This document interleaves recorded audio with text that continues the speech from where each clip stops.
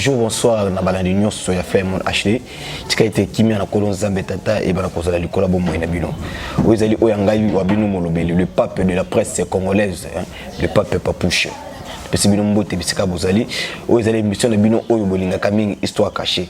Na kati ya histoire cachée ndenge na mesana koloba ete toyambaka batu tout tobeteka lisolo ya vie sociale nyonso ozo ko circuler na kati ya ville ya République démocratique du Congo. Avant la bande émission nga na kopesa mbote na nga na mobosse Madame Dembo Wembo. Moi si ya mandefu na pesi mbote sikazali depuis Paris. Pe na pesi mbote na ngai na Alino de Nazareth. Wana bazemba partenaire o bazo simba émission oyo eba na kozala kaka ndenge bozo monelango.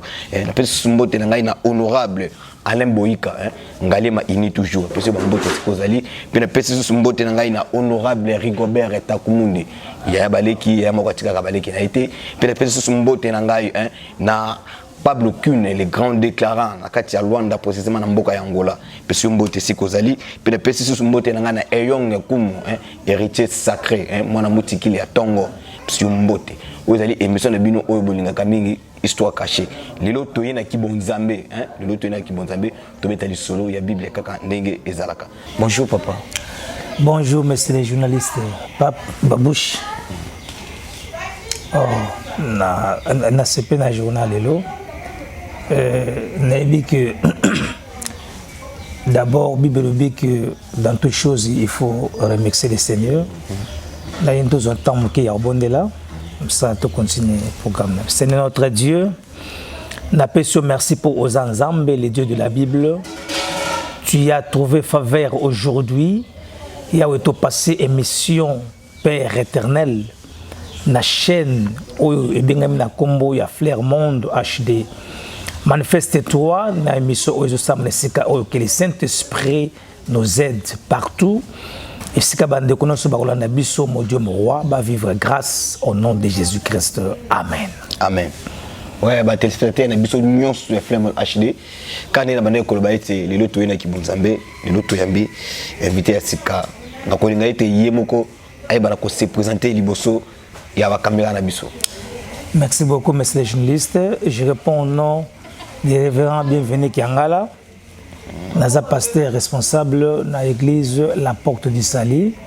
Ils ont mis na commune na biso Yangaliema. Oui, précisément na DGC. Si vous descendez vers la rue Voici l'homme, derrière l'église Kimbangiste, il y a l'église La Porte du Sali. Zamba Pambola. Ouais. Bilumoko boyebi komona ndenge pasteur na biso révérend bienvenu Kiangala ayebina ko pesa précisément esika église ezali. Lelo tozui bana ko beta li solo ndenge histoire na biso za la kaite histoire cachée. Lelo pe tozo beta li solo ya ministère caché. Notre papa ayebana ko décortiquer biso Bible. Notre papa ayebana ko la kisa biso ma bomba minini oyo bomba mina kati ya ministère caché. Kandi na mesana koloba ete bo s'abonner, bo liker, bo tina ba critique na bino, ba suggestion na bino, ba commentaire na biso vraiment ekoyeba na ko sala malamu mingi. Papa na biso. Oui, monsieur le journaliste. Lelo toza na posa oyeba na ko fongola biso vraiment par rapport à penser na ndenge toyeba na ko kaka ke ministère caché. Lelo toza na posa oye bisango biso po ezana balandi na biso oyo bayeba kana kolanda chaîne na biso oyo pe biso na biso nde basenga ki ete to yeba na koyamba révérend moko na kati ya ville ya République démocratique du Congo ayeba na koyeba na kofungola biso Bible par rapport ya mabomba mi oyo bomba mi na kati ya ministère caché. Merci beaucoup. Nakoloba que d'abord toute la Bible est un mystère caché parce que Makamanza, mais moi, on a raté. Quand on parle de quelque chose qui est caché, ça veut dire qu'il y a beaucoup de signes, il y a beaucoup de symboles, il y a beaucoup de métaphores qui nécessitent, il faut qu'on découvre yango, soit qu'on décortique yango. Donc, Makamanza, mais Eza, Makamoko, il y a même un pétété. Quand je dis le mystère caché, ça veut dire que Dieu, dans son plan, Dieu, dans son éternité, avait caché beaucoup de choses. Et ces choses et soit relèvement ou soit son explication dans la nouvelle alliance. Mais dans l'ancienne alliance, les choses de Dieu étaient cachées. Dans le but que Dieu, dans son plan, avait caché beaucoup de choses. Et maintenant, je crois aujourd'hui, on va les découvrir. Qu'est-ce que Dieu avait caché exactement? Un révérend. Oui, merci. Boulimbi Simouké, nous avons posé tous à la bilingue pour comprendre. Oui, merci. Donc, tout le but que ce qui est caché, c'est-à-dire biloko nzamba bombi. Alors, tu crois que symbole aujourd'hui, makamnini o nzamba bombaki. Parce que eloko no se babombaka yango ezaka na valeur. Soki muta bombi eloko, c'est qu'il y a bien importance il y a eloko wana. Alors, pendant que le bac le biko o to zomona lelo, eze eloko to ko sakana ngote parce que na ebandeli nzamba bombaki yango. Et je crois au cours de l'émission nabiso tu va découvrir tu va kundula na mwa mozindo eloko nini o nzambe abombaki o lelo tozolo blalelo mystère caché parce que tant que mystère caché on suppose que eloko moko za ko bombama et tant eloko ngo ba symbole yango ça veut dire elongwe caché et comme maintenant visible. Mutuna momuke merci ndenge uti kolobake eloko nyonso oyo ebombami yango eza eloko oyo mutu aza nango posa c'est que eloko oyo mutu azo ko utiliser c'est que eloko ngo eza nango kaka eza nango na posa te. Ok, merci beaucoup. Tu as expliqué les mystères cachés. Oyo nzamba bombaki pe to te kolobake eloko noso muta bombi c'est que eza na importance makasi. Surtout bien importance makasi na sens que mutu alengeli yango. Alors, ce qui peut eloko yo ezaki ya kobomba mabati yango na porteux ya bato nyonso, ça veut dire que est comme maintenant na utilisation. Na sens que ya mabete, mais c'est pour donner la vie to kopé sa bomoi na bato mosusu. Et dans la Bible to koloba que Bible nyonso eza mystère caché. Ça veut dire qu'il y a des versets clés. Parce que la Bible est une parole d'abord prophétique. Et là, une parole prophétique, ça veut dire que c'est une parole où il y a mozindo, il y a makambe belé ou nzamba bombi. Alors, non seulement que la histoire songolo, babetaki li solo ya mutu songolo, mais histoire wana et bomba qui peut penser en nzamba. Oyo lelo ezope sa vie na temps na biso. Pourquoi? Parce que tant il y a Abraham et c'est le cas. Tant il y a Adam et Ève, et c'est le cas, mais dans la histoire, Dieu avait caché quelque chose où les lois servaient comme instruction, si vit dans l'église, et sans plus tarder, on attend à penser moko, dans la Bible, il y a Exode chapitre 4, premier verset. Bible lobi na biso na tangi na komba Jésus, Bible lobi boye.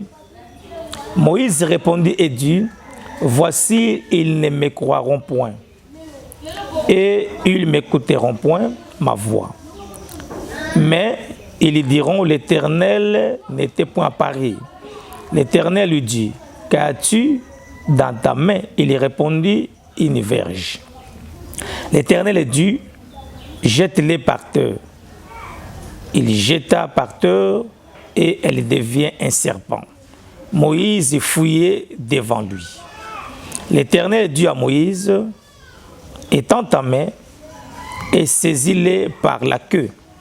Il étendit la main et les saisit et le serpent redevient une verge dans sa main. Voilà par exemple verset à boye. Donc le bango que c'est difficile il y a limbo là parce que outil n'a pas momoko caché. Comment nzete et kokoma nyoka, ça c'est un mystère. Ça veut dire que quoique Moïse il marchait avec la verge, Moïse azako tambola nzete na chaque jour. Nzete zako servir le kola appui moko, mais Moïse ne savait pas qu'un jour to mokolo moko nzete wana ekokoma eloko mosusu. Etanga kute na nzambe, nzamba kute na ye, nzamba ali apesi mission Moïse aboyaki. Donc Moïse aboyi, siko nzambe po la kisaye ke nga naza mystère. Naza nzambe oyo natambulaka na ba signe, na ba symbole. Pour confirmer que réellement que Esaïe moko le Dieu véritable qu'on appelle Jésus, a sali démonstration na nzete ya Moïse. Albi Moïse ozana ni na maboko na yo. Moïse alobi na nzete. Nzamba alobi ke bwaka nzete na mabele. Moïse tanga bwaki nzete na mabele, réellement nzete s'est transformé comme un serpent. Moïse na ignorance na ye, na kozanga boyebi na ye, Moïse a kimi mbango. Ça veut dire nzete zaki ya yemoko maintenant ebongwa minyoka Moïse a kimi yango. Nzamba bisi Moïse reviens.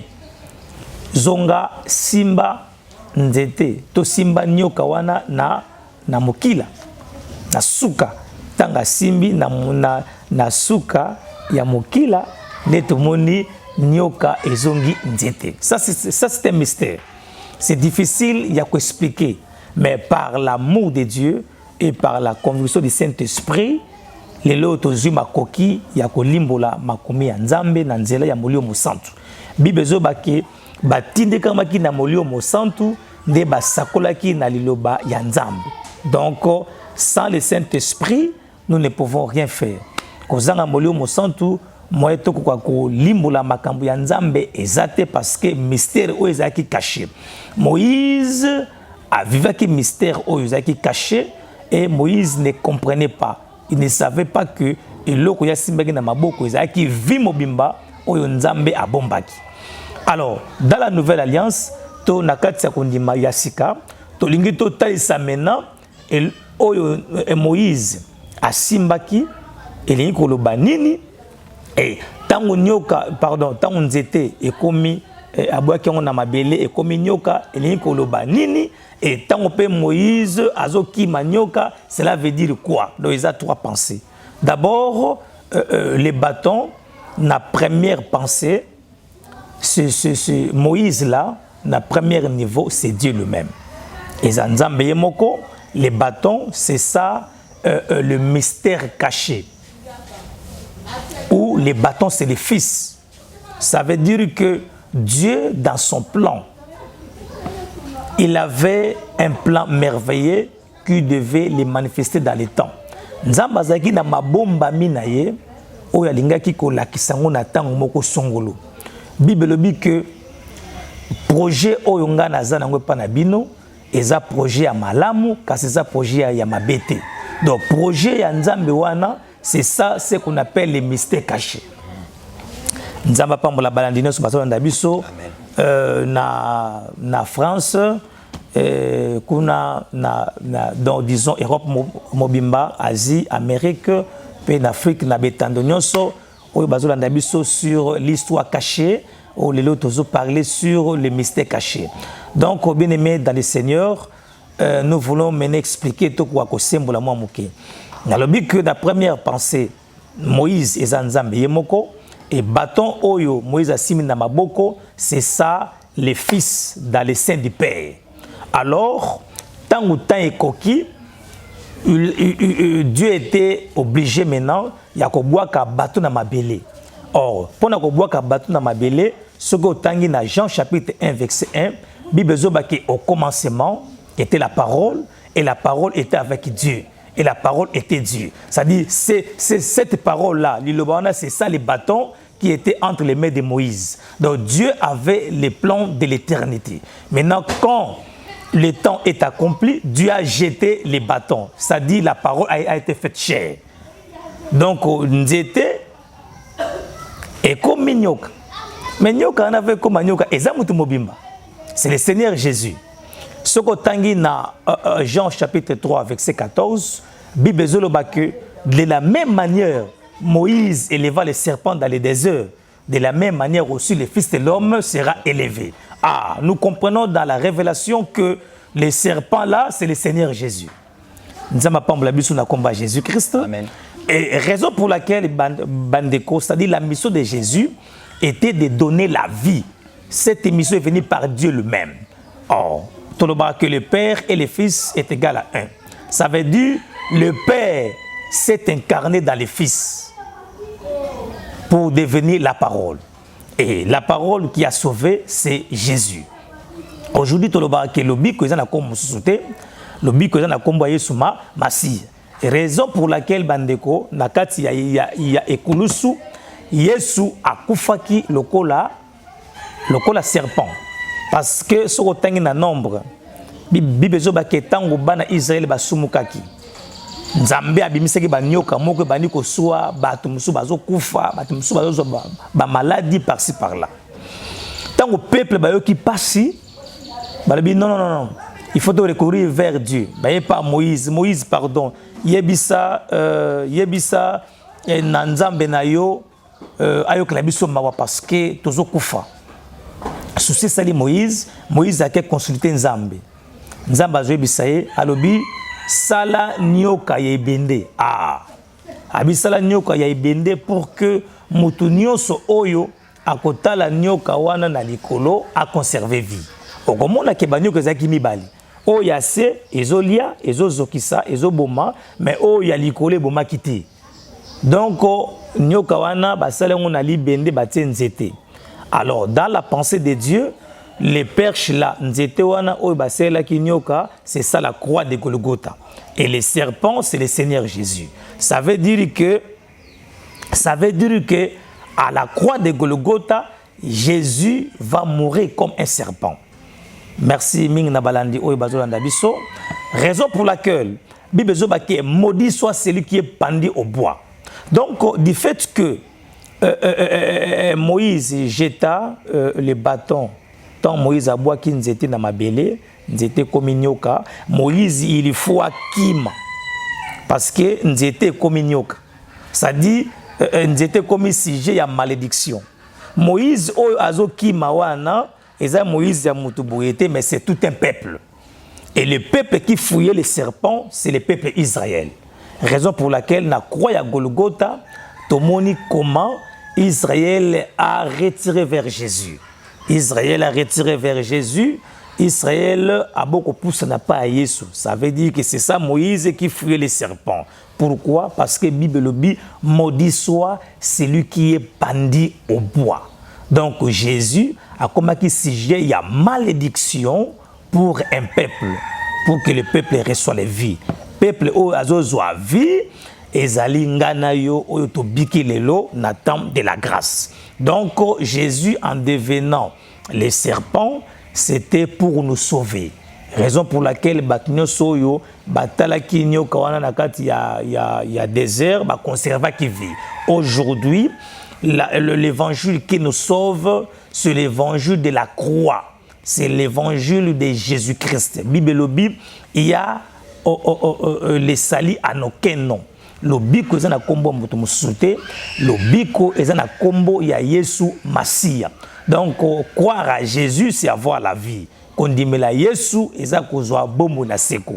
Moto nyonso oyo akopesa Yesu Mukongo n'aura pas la vie. Donc Israël akimi liboso ya serpent qui est Jésus. Bible zoloba que la croix ezali, n'est-ce pas, folie pour la bisoba nation, mais scandale pour Israël. Donc la croix qui est devenue scandale pour Israël, c'est ça Moïse qui fouillait les serpents. Et puis sur la nangai, donc les serpents là a comme un scandale pour Israël. Raison pour laquelle Israël il faut akima parce que il y a comme un sujet il y a malédiction. Jésus a porté le péché du peuple.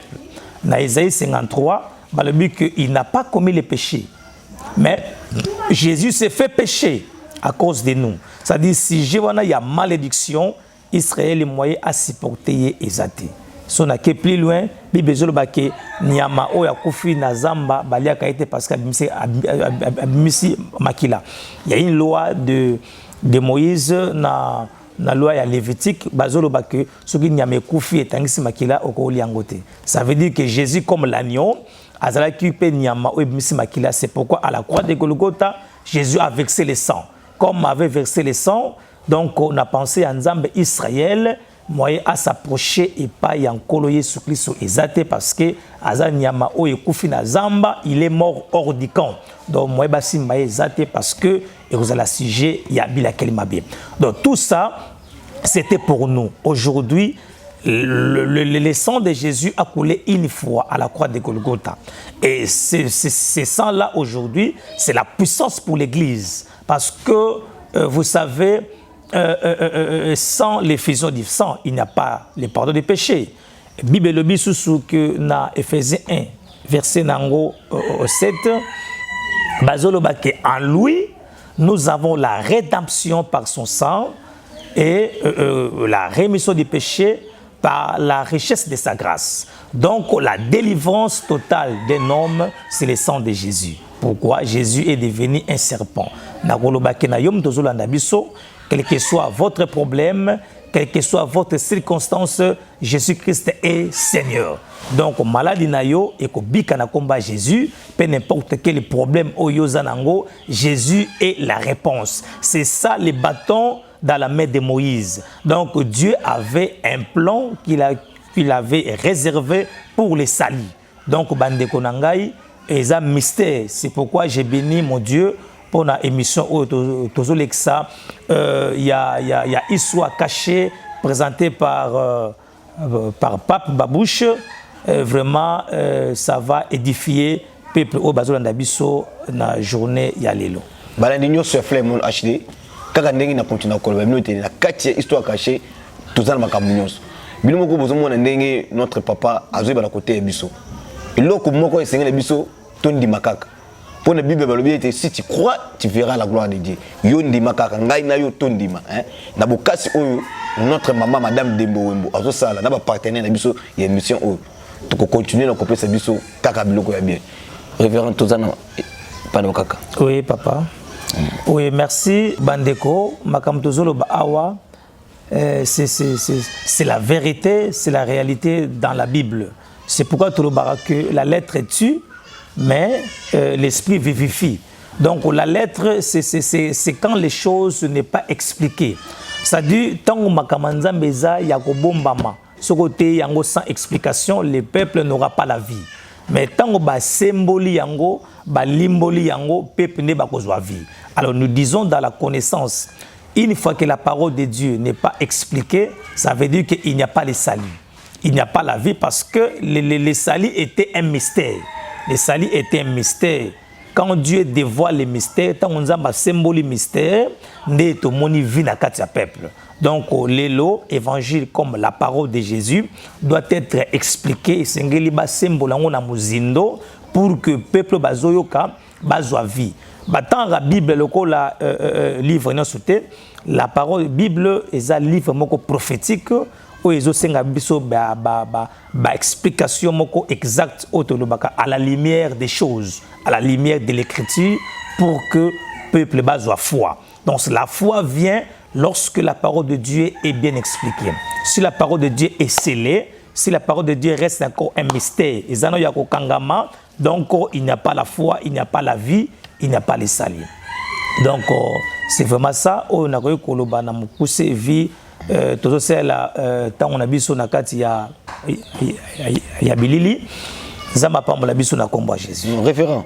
Merci. Ezana batumi balé batina ki ba question moko babaki to pozo yango. Alino de Nazareth n'a pas bloqué na kati ya Luanda. Babaki to pozo question na sepeli kaka po bamu baye ba ko une même question. OK. Babaki to poser une question pourquoi bino ba pasteur ya lelo bozote ya kaka miracle mais repentance bozote yango susuti bo se basé mingi na kati na miracle eza vraiment nini po ba pasteur bino nyonso bokota kaka na domaine wana ya côté ya miracle. Merci beaucoup monsieur le journaliste Pape. Na otiko loba que les choses de Dieu ce sont des choses scellées. La parole de Dieu est prophétique. Si tu n'as pas l'explication, Bible zo ba kemalo bananza mbezele ko la mukanda o ba pesi pa mutuza ko kangama. Balobi na ye tanga. Alobi na kwa ko tanga te poeza ko kangama. Mususu ba pesi le banzambe ba yebisi tanga lobi na ko tanga te po na yebite. Donc na makambo nzambe za na bato ba yebi, c'est bateau bayebiti. D'abord, le but de l'évangile, c'est sauver les âmes. Pour sauver les âmes, il faut côté à Jésus-Christ. Je dirais, on a combo ya Yesu Masi ya pena balanenso oyo bato na biso que la force de l'évangile est à tango moto azola ksabatu nzela ya nzambe pour lobi konde ya biso nde yangwana. C'est ça le chemin du royaume. Donc les premières bits c'est ezako kumba bato vers le royaume.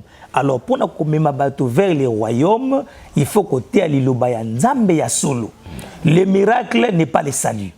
Donc on a que même dans le niveau de la prophétie kokumba mutu moko te na lola. Mais eloko biki sabatu c'est la parole. Alors liloba nzambe faut la pire. Yango moni batu se borner na des choses, il y a la prophétie et les miracles. Parce que na kata miracle, diable passe la miracle. Mais c'est que les diables ont moins de difficulté, il y a que symbole il y a que limbola makomi. Voilà. Donc nous notre force c'est la parole. Révérend. Nana na posa pe expliquer biso susu oyo. Ezape mutuna eyonge kumu héritier sacré. Kaka ndenge otuko loba likambo ya prophétie. Lelo pourquoi l'église est comme kaka prophétie au mona bakoyi ko sala 20 minutes ya mateya mais 45 minutes ya prophétie. Pour mbongo ebima ezaka il faut bo intimider biso na prophétie. Obezani. Merci beaucoup. Yango nazolo ba que ce sont des courants actuels. Les courants où ils ont tambola mikolo. Alors tu es biso déjà que ngai ndenge nazaboye ma force c'est la parole. Dieu me parle. Monsieur Monaka, Mato Yokaka, parole de connaissance ezali, mais nebi que pour peuple bazo foi, ils a prophétie. Il faut l'éter. Alors, vu bateau, batali ba situation na bango bazo lekisa, balingi ba gagner vie na ndenge na bango. Or que les gens oublient que le travail appartient à Jésus. Donc, Yesu ndaza kolo musala. Biso to koki komi futa te na salaire na biso. Donc c'est Jésus qui va nous payer. Et d'ailleurs, le premier salaire, ou l'équipe à salaire, c'est la vie éternelle. Vous pouvez avoir tout, mais ce que tout est perdu. Donc, on a que Waneza, ce sont eux, c'est le monde, mais pour nous, je bénis Dieu parce que il y a histoire. Caché, on va parler le vrai évangile pire où yo bazango besoin. Mbongo ezele côté papa. Tout le monde a batu bazo tika ba conteneur ya bambongo. Oko kamata nyonso likolo na si, mais soko bungi sifwa na yo okeli felo. Donc mbongo ko biksa mutu moko te mituka ba voyage au sala mutu loko moko te. Mais ceux qui ont ko biksa batu pour que batu bazo vie, c'est la parole. Honorable Rigobert Takumunde, merci. Puis honorable Alain Boïka. Révérend. Oui, papa. Question de biso ya suka yango. OK. Nazana posa lokola to yambio lelo. Oye ba pena ko pesa biso ba vérité, oye ba na ko éclaircir biso. Lelo po biso peto mema na avant oyote. Po to ba vrai prophète. Pe oyo azolo ba prophétie solo. To ko ba na lolengeni. Merci beaucoup pape. Vous savez toute la prophétie vient de la Bible. D'abord, la prophétie, c'est le message qui vient de Dieu. Un prophète, c'est lui le porteur du message. Il monte vers Dieu, Dieu lui donne le message pour donner à son peuple. Un vrai prophète, ce qui nous a passé le côté, alors va rappeler le côté. Donc, il faut avoir un message de la part de Dieu. Et ce message doit correspondre à la parole de Dieu. Ça veut dire, ce que moni mutazo sakola, si basuma nango makamanza bezate, il n'y a pas un appui avec ces bibliques, ça veut dire que ce sont les raisonnements humains. Ce sont les raisonnements humains pour tirer de l'argent parce que les loyo, mamanza mekunoko la business, ainsi de suite. Donc la vraie prophétie vient de la parole de Dieu et un prophète le bakana par yanzambe okoye baye na subasima to na fondement na ye ya parole.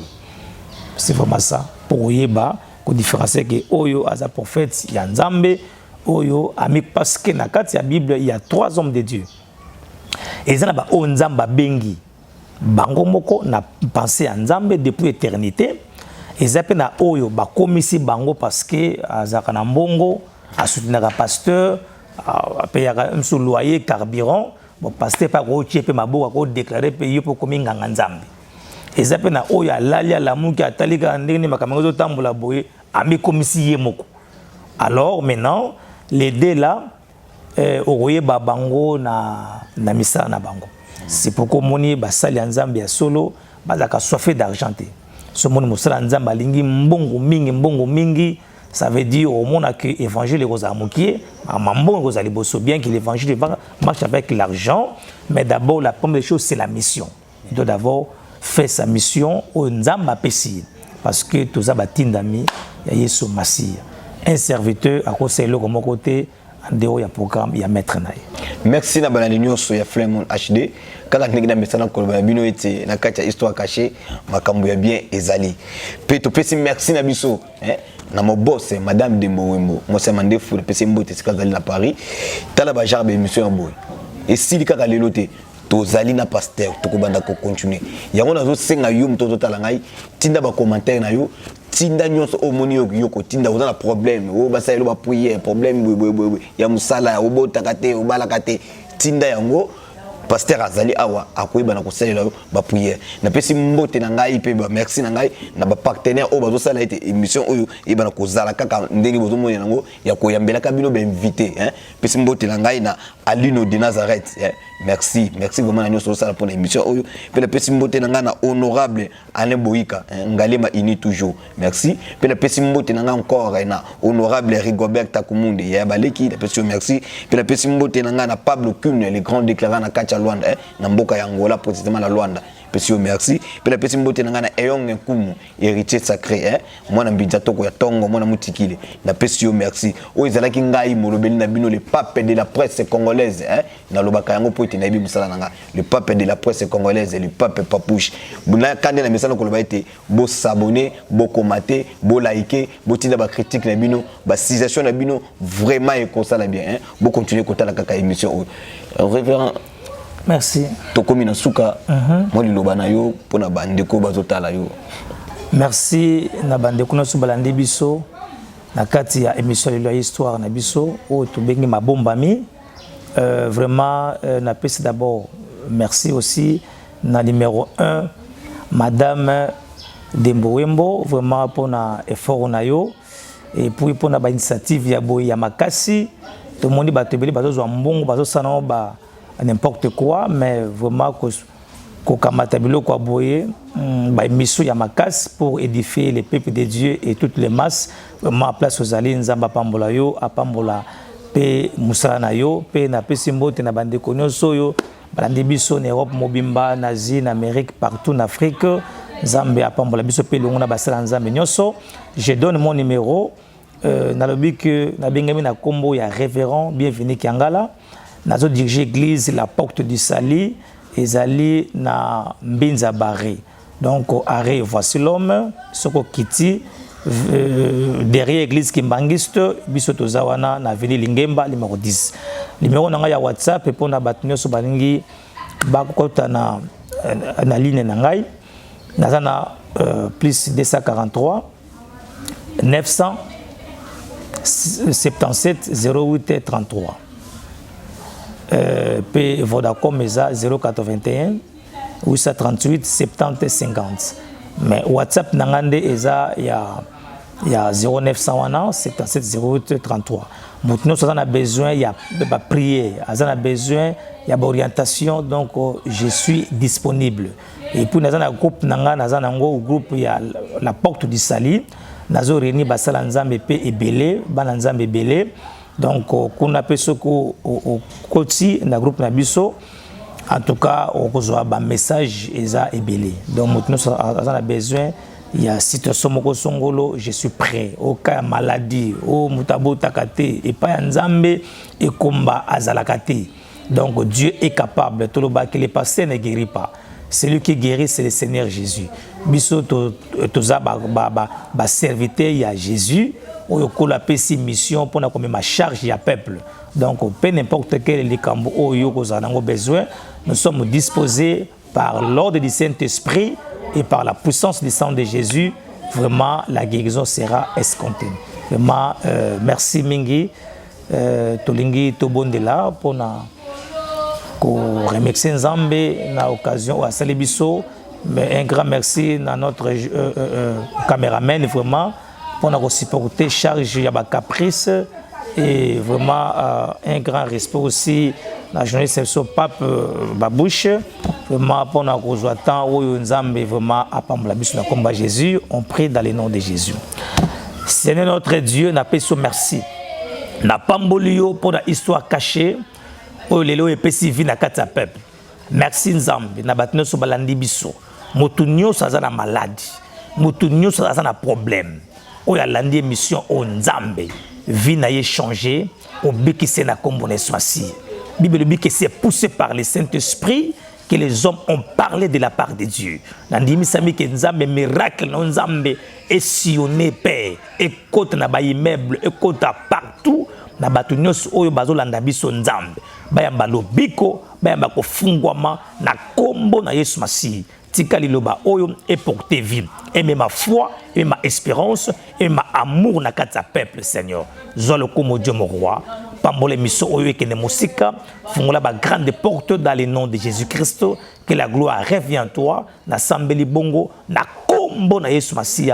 J'ai ainsi prié avec foi et avec action de grâce, Nzambe sans oublier, Kotika Maman Nangai, Wembo, Nzambe visiter mon Dieu mon roi, battre ye, protéger, au défendre, au soutenir, Nabi Tumbanos, Oye Azanango, Nzambe Nanga, garder, ba projet na ye, na kombo na Yesu Masihi. Merci mon Dieu mon roi, kombo ne maman, kombo ne zala élevé, netandi, mobimba, yamboka na biso, puis yamokili mobimba, dans le nom de Jésus-Christ, que cette émission, l'histoire cachée est en bola partout dans le monde pour que tu découvrir la vraie vérité de la parole de Dieu.